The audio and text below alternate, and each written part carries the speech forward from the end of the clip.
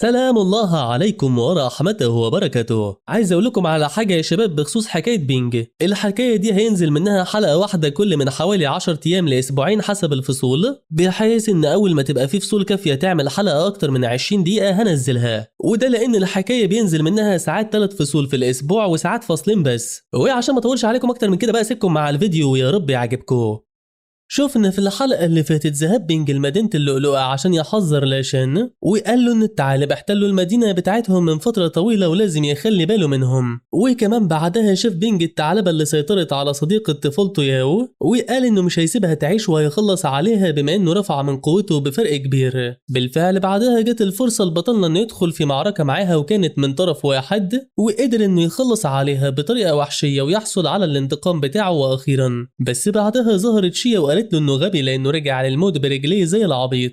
وشفنا كمان لما وصل لاشان ومعاه باي لساحة المعركة، وقال لهم بطلنا ان شيا ثعلبة برضه ولكنه حذرهم منها لان مستواها عالي. ومع كده بدأت معركة بينهم وكانت صعبة جدا على ابطالنا، خصوصا بعد ما استدعت شيا واحد من وحوش الظلال بتوعها عشان يساعدها في المعركة تحديدا. وللسبب ده قرروا ابطالنا يصنعوا ثغرة مؤقتة في دفاعات شيا عن طريق واحدة من التقنيات المشتركة بينهم واللي كانت في غاية القوة. ولما ده حصل قال لهم بينج انهم لازم يستغلوا الفرصة دي في الهروب، لان المهارة اللي استخدموها على شيا هتعطلها اللحظات بس مش اكتر. وبعدها على طول طاروا سوا باستخدام احدى الادوات المصنوعة من دهون شونج، واللي لما مسكوها استدعاها شونج لجسده تاني بطلب من بينج، وبالتالي كانوا بيطيروا في اتجاهه. قبل ما نبدأ ما تنساش تدعمنا بلايكاتك الجميلة واربط الأحزمة ويلا بينا على الفيديو. بيتفاجئوا بعدها العواجيز لما بيظهر على وش بينج التعب والإجهاد وبيبدأ ينزف، وكان بيقول في نفسه انه استخدم طاقة كبيرة جدا في معالجة باي وكمان في التخلص من ياو. وعلى طول بعدها بيبدأ يقع وبيسيب البلورة وبيقول لهم يرجعوا هم للمقر. بيصرخوا عليه الاتنين وبيقولوا له يبطل يهبط بأي كلام. وسط ما كان بينج بيسقط سقوط حر باتجاه أرض مدينة اللؤلؤة من جديد. بيعدي الوقت بعدها بقى وبنعرف ان بينج كان محظوظ جدا لأنه في الحقيقة وقع جوه الغابة الموجودة بره المدينة بالظبط، لكنه للأسف فضل فاقد وعيه لفترة طويلة بسبب كمية الطاقة اللي كان محتاج يشحنها. بيفتح بينج بعدها عينيه من جديد أخيرا وبيقول إنه مش مصدق إنه لسه حي، ولسه بيقول إنه بجد كان مستعد للموت بعد ما حصل على انتقامه. بيقطعوا سيته من الصور وبيقول له إنه كان مستنيه لحد ما يصحى. بيوضح له إنه كان فاقد الوعي لفترة طويلة بسبب الإصابة اللي تعرض لها، ولما بيذكر الكلمة دي قدام بينج بيبدأ يحس بألم الإصابة الشديد. بيقول له سيته إنه حاول يوقف النزيف قدر المستطاع ولكنه وصل لآخره حاليا ومضطر يرتاح شوية. ولما بيعتذر لبينج لأنه مش هيقدر يساعده أكتر من كده، بيقول له بينج ولا يهمك يا معلم لأنه لولا كان هيموت أساسا. بيطلع بعدها بلورة التواصل وبيتصل بالمقر عشان يشوف هيعمل ايه بالظبط، لكن المصيبة انه مهما حاول يتواصل مع زمايله من مرات كان بيفشل تماما. بيفقد الأمل بعد لحظات وبيقول انه هيضطر يعتمد على نفسه كده لو كان بجد عايز يخرج من المأزق اللي هو فيه بسلام وأمان. بيتمشى بينج بعدها شوية لحد ما بيلاقي كهف وبيدخل يقعد جواه. هناك بيولع نار وبيضم جراحه عشان تلتئم بشكل أسرع، لأنه للأسف ما يقدرش يعالج نفسه بالدماء الملكية ولكن بس يعالج الآخرين. المشكلة بقى إن حالته الصحية حاليا وحشة وكل مخازن النار والطاقة الظلامية بتوعه شبه فاضيين، وبالتالي فلازم يخلي باله من نفسه لأنه هيخسر أي معركة يدخلها. ده غير كمان إن الغابة اللي هو فيها أقرب للمتاهة حتى في وجود الشمس، فما بالك بقى هيقدر يخرج منها إزاي بالليل من غير أي إضاءة. بتنقطع أفكاره بعدها وبيهدى كمان من التوتر اللي كان فيه لما بياخد باله من وجود دبوس شعريه واللي خده من الثعلبة معاه. بيمسك بينج الدبوس وسط ما كانت مشاعره مختلطة بين الغضب والحزن. ما هو انتقم لياو زي ما وعدها ولكنه مع كده مش حاسس انه سعيد. بيضرب بعدها الارض بقوة عشان يطلع غضبه فيها، وبيقول ان الانتقام ده طلع كله عشان نفسه ومش عشان ياو. ما هو كان حاسس بالذنب لانه ما قدرش يحمي ياو لما ماتت، وكان فاكر انه لو انتقم لها الاحساس ده هيروح ولكنه بس عمال بيزيد. وده طبعا لانه حاسس انه بيستغل موتها كشرارة عشان يرفع من قوته، مع انه عارف انه مهما قتل من الثعالب فياو مش هترجع برضه. بيهدى بينج بعدها شوية لما بياخد باله من حاجة مهمة جدا، وبيقول انه عنده طريقة ممكن يقدر يرجع ياو للحياة باستخدامها. ما هو فاكر انه لما استخدم الدماء الملكية على شيان رجعت ايديها بالظبط زي ما كانت زمان. ده غير كمان انه لما كان بداخل جسد لاشان ادرك انه يقدر يجدد اعضائه الداخلية بعد ما يتم تدميرهم تماما. بيقرر بينج يجرب يرجعها للحياة لأنه مش قادر يستنى وعارف إنه مش هيقدر يرتاح ولو لثانية غير ما يعمل التجربة دي. لكن اللي مخليه خايف هو إن كل اللي معاه من ياو يبقى جلد وشها بس، وبالتالي فممكن ما يقدرش يسترجع جسدها من خلال حاجة بسيطة زي دي. طبعا ولأنه مش مهتم بكل الكلام ده وحالف إنه هيجرب كده فبنشوفه بيفعل مهارة الدماء الملكية وبيبدأ يمد القناع بدمائه بشكل مستمر. ومع إن حالته الجسدية الحالية وحشة جدا وكان تعبان بزيادة، إلا إنه كان بيقول إنه هيستحمل وكمان كان فرحان رغم كل الصعاب اللي بيمر بيها. ده حتى بدأ يرفع من استهلاكه لطاقته بعدها على طول، لأنه بيحاول يسترجع جسد كامل حاليا مش مجرد عضو واحد بس. وبعد شوية وقت بيشوف بينج إن في نتيجة ملحوظة لأنه استعاد جزء كبير من جسد ياو، بس مشكلته حاليا إنه حاسس إنه مش قادر يستعيد بقية جسدها ولكنه مش عارف السبب.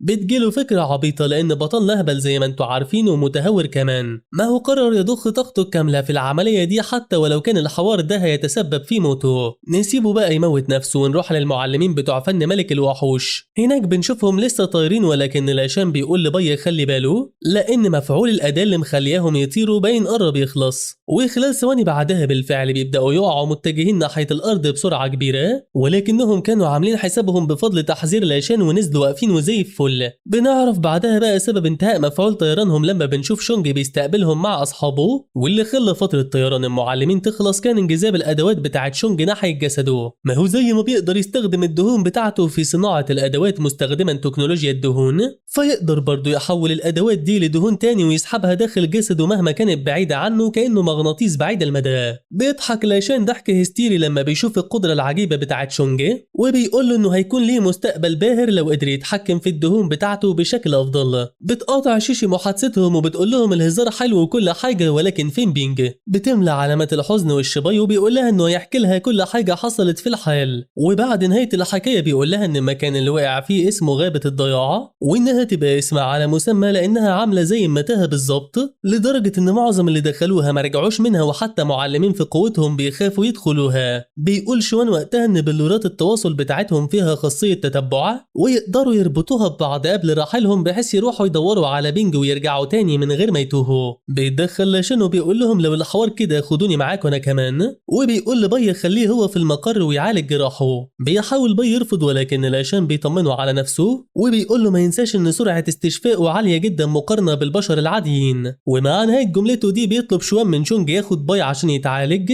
في حين ان هو وشيشي ولاشان هيروحوا يجيبوا بينج. بالرجوع بقى بالقرب من كهف بينج فهنسمع صوت انفاسه عمال يعلى ودقات قلبه بتتصارع، وازاي ده ما يحصلش وهو بقاله ساعات بيستخدم دماءه الملكيه في استعاده جسد ياو. ده حتى من كتر استخدامه لمهاره الدماء الملكيه ارتفع مستواها من الرتبه البدائيه للمتوسطه، وزادت سرعه نموها ل4 نجوم بعد ما كانت نجمتين وبس. ومع تطور المهاره بتاعته بيقدر بينج خلال لحظات انه يسترجع جزء كبير من جسد ياو. طبعا بينج ما كانش واخد باله من اي حاجه بتحصل لان تركيزه كله كان على اعاده احيائها، وعشان كده ما وقفش استخدام مهارته غير بعد ما سمع صوت ياو بيتكلموا. بيبص بينج قدامه وقتها يشوف مصدر الصوت وساعتها بيشوف ياو واللي بكل هدوء بتسلم عليه وبتقول له انها كانت مستنياه بقالها فتره طويله. بيقف بينج في مكانه من شده الصدمه وبيسالها لو كانت بجد ياو صديقه طفولته، ولما بتاكد على كلامه بيبدا الادرينالين اللي كان مخليه يصمت كل ده ينخفض في جسده، وساعتها بيقع بينج من شده الاجهاد وبيقول انه مش مصدق ان العمليه انتهت بنجاح. بتمسكه ياو وبتساله لو كان بخير ولكنه بيطمنها وبيقول لها انه بس تعبان شويتين 300 وعايز يرتاح. بتشكره ياو على كل اللي عمله لانها عارفه هو تعب قد ايه عشان يستعيد جسدها، وبتقول له انه فعلا هيفضل طول عمره شخص بيسبب لها المشاكل. بيرد عليها بينج بان بعض المشاكل بتبقى حلوه زي المشكله دي لانه لو ما كانش حط نفسه فيها ما كانش هيقدر يستعيدها من جديد. بتقول له ياو انها عارفه انه دايما كان شخص مجتهد رغم انتقادات الاخرين ليه وتنمرهم عليه، فحتى لما كان بيقول انه هيسيب المدرسه ويبقى مجرد فلاح كانت عارفه من جواها انه مش هيستسلم وهيحاول يدفع بنفسه عشان يبقى صياد في يوم من الايام. وده طبعا ظهر بعدها اثناء تعامله مع الثعالب المرعبين بكل هدوء.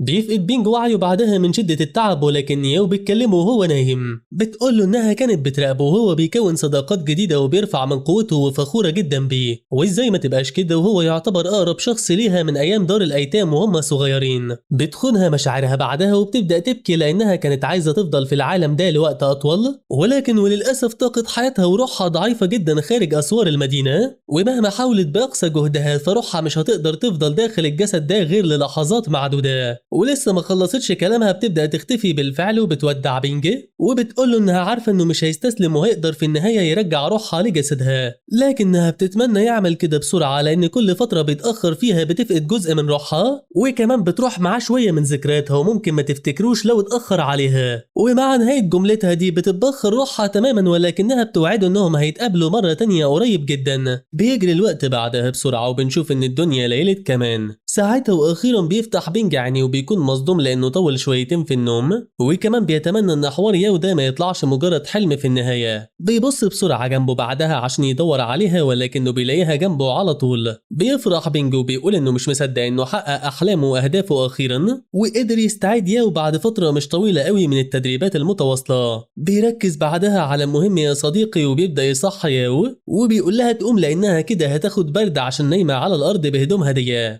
لكن لما بيقلبها وللأسف بيتصدم بالحقيقة لأن عينيها بتكون خالية من الروح تماما. بيتفزع بينج من اللي شافه لدرجة إنه بيدفع بنفسه للخلف لا إراديا. ما هي لازم حالته تكون كده يا صديقي لأن جسدها بارد جدا وكمان مش بتتنفس نهائيا. بيحس بينج إن تعبه كله راح على الفاضي وبيلوم نفسه لأنه ما بذلش مجهود كافي تحديدا، وللسبب ده بيفعل مهارة الدماء الملكية من جديد بكامل طاقتها، وبيقول إنه هيستعيد ياو المرة دي حتى لو كان هيموت في المقابل. ما هو لسه فاكر إنهم كانوا لسه بيتكلموا سوا من لحظات معدودة ومش فاهم هي ازاي اختفت ولا هو كان عبيط وبيحلم ولا ايه الحكاية. لسوء الحظ بعد ما بيستمر بينج فترة في علاجها ما بيظهرش عليها أي تحسن، ومع شوية تفكير بيهدى بينج وبيقول إنه سمع صوت ياو بيتكلموا في أكتر من مناسبة قبل كده، وبما إن آخر كلمتها كانت عن استنزاف طاقتها الروحية فده معناه إن عملية إعادة إحيائها فشلت وإنه بس استعاد الجسد بتاعها، وعشان يرجع ياو للحياة فلازم يحشر روحها جوه جسدها من جديد. بيقول لنفسه كمان إنه لازم يكون واقعي برضه لأن لو إعادة إحياء الناس كانت بالسهولة دي ما كانش حد مات أساسا. وبينما كان بيقول إن ياو حالة خاصة لأن روحها لسه موجودة بيتفاجئ بوجود وحش روحي صغير جنبه بيقرب عليه كمان. بياخد بينج الوحش الصغير ده معاه جوه الكهف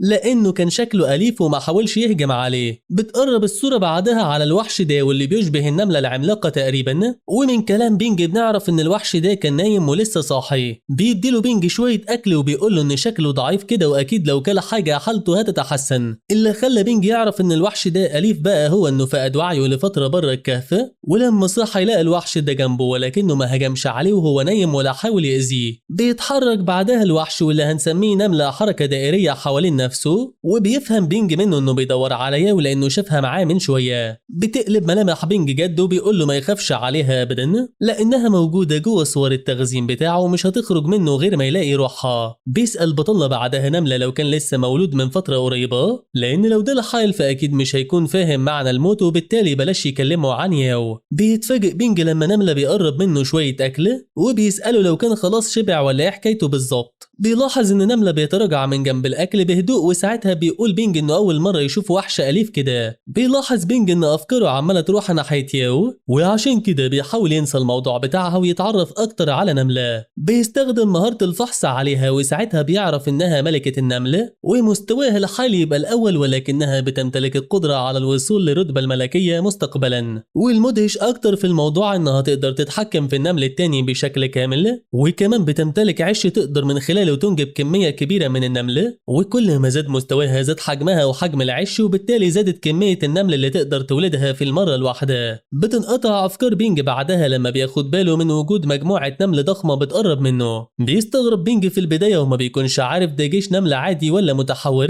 وعشان كده بيستخدم مهارة الفحص عليهم وبيعرف إنهم وحوش من المستوى الخامس. بيبص بينج جنبه النملة وبيقول له الحق يا اسطى أصحابك جايين ياخدوك، ويظهر كده إنها لحظة نهاية الصداقة القصيرة اللي نشأت بينا. المصيبة بقى إنه لما بيركز مع علامات وش نملة بيحس إن الخوف مليها. بيشيل بينج نملة صاحبه بسرعة وبيقول إن ده أكيد معناه إن بينهم عداوة شديدة. ما هو مش طبيعي برضه إن كمية النمل دول كلهم هيجوا الكهف ده مخصوص عشان يدوروا عليه أو ينقذوه. بس يا صديقي بيستخدم بينج مهارة الجسد المائي بتاعته وبيخرج من الكهف بكل سهولة. بما إن النمل ده كله مستواه منخفض وما عندوش أي مهارات خاصة، بيرجع بطلنا لهيئته الأصلية لما بيبعد شوية وبيقول لنملة شكلك مكروه أوي يا اسطى، ولسه بيسأل نملة لو كانوا بقية النملة حاولوا يهجموا عليه قبل كده ولا إيه الكلام. بيتفاجئ بنظرات واحدة من النمل ناحيته واللي بتكون نية القتل منبعثة منها بقوة. بيشيل بينج نملة من جديد بسرعة وبيطلع يجري بيها بعد ما تم اكتشافهم من بقية النملة. فعلى الرغم من ان النمل ده كله من المستوى الخامس بس،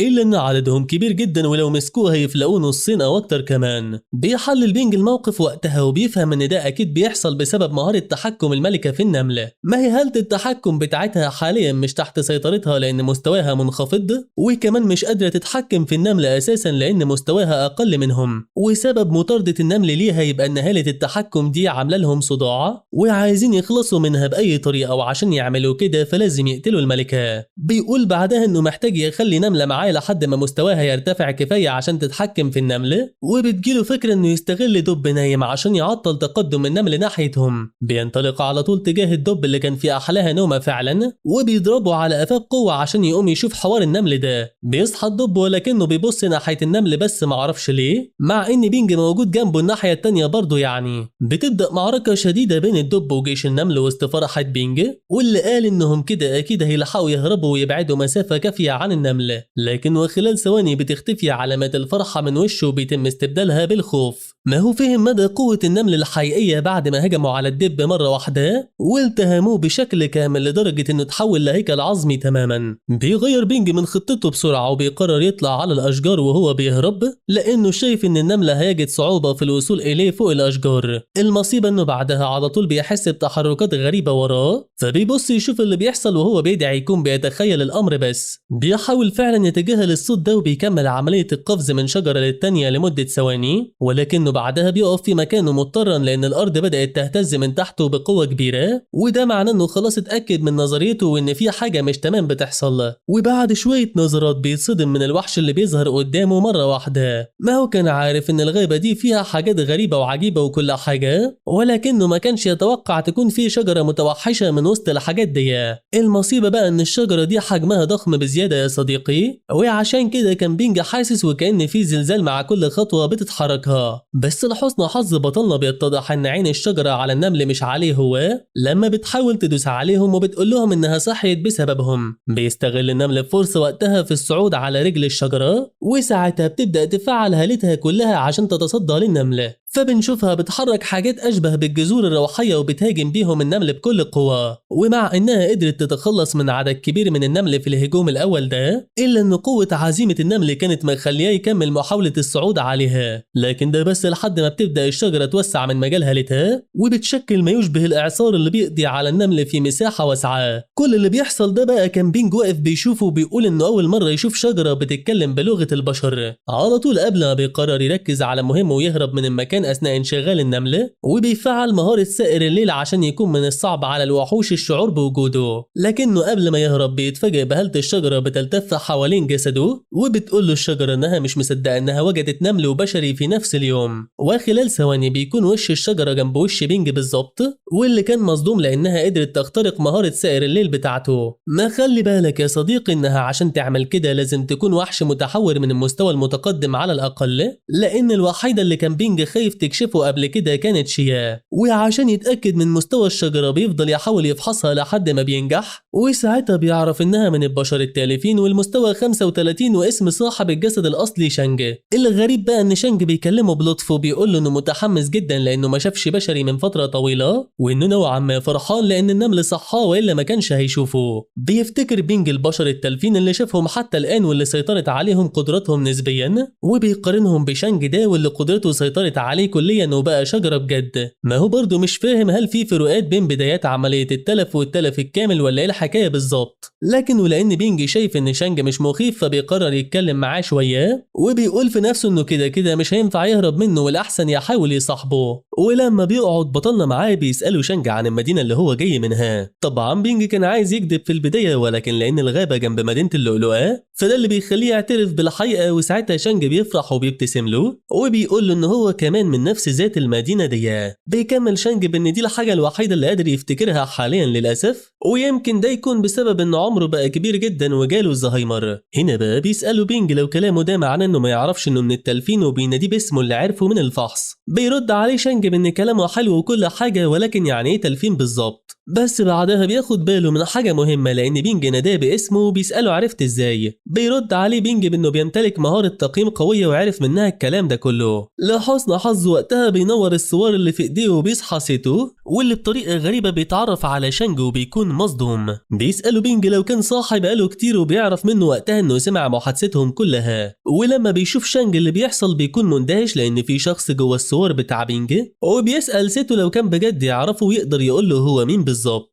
بيرفع سيتو صوته من الصور عشان يوصل بكل وضوح لشانج. بيقول له انه كان واحد من زمايلهم في الاتحاد اللي عملوه للإطاحة بعيلة زو زمان، وبما انه كان شخص قوي جدا في مهارات التنكر فكان شغال جاسوس في عيلة زاو، ولكنهم للأسف عرفوا حقيقته بعدها، ولما ده حصل خلصوا عليه بطريقة وحشية. بس وبما انه شايفه قدامه حاليا فيظهر انه ما ماتش بجد وقتها، ولكن وبما انه شخص تالف نصف بشري ونصف شجرة، فمع الوقت دخل في مرحلة الضياع وبقى شجرة بالكامل. بيقول له شانج كلامك فرحني يا عم، لاني شكلي زمان كنت شخص فاجر وبطل كمان، لكن المشكله هنا انه للاسف مش فاكر اي حاجه من الكلام ده ابدا. بيكلم سيتو بطلنا بعدها وبيقول له انه عايز منه خدمه عشان ينقذوا شانج سوا. ما هو المرض اللي عنده حاليا ده، واللي يبقى حاله الضياع بيخليه يفقد ذكرياته تدريجيا لحد ما مش هيفضل منها ولا حتى 1%، وهيبقى شجره بجد وهينسى ازاي بيتحرك حتى. ومع ان الضائعين بيبقى من المستحيل استخدام التحكم العقلي عليهم واستعاده ذكرياتهم، إلا إن المهارات الغريبة اللي شافها مع بينج في الفترة الأخيرة مخليه واثق إنه مختلف عن الكل. وطبعا يقصد هنا مهارة بلورات التعاقد بتاعته، واللي بتخليه يتحكم بشكل كامل في أي شخص ويتخطى حدوده كليا. فمثلا وعلى الرغم من إن بينج المفروض ما يقدرش يستخدم مهارة الفحص غير مرة واحدة على كل شخص يوميا، إلا إنه باستخدام بلورات التعاقد بيجبر نفسه يستخدمها من غير أي أعراض جانبية. بيسمع شانج محادثتهم كلها وساعتها بيتحمس جامد وبيسألهم مطلوب منه يعمل إيه بالظبط.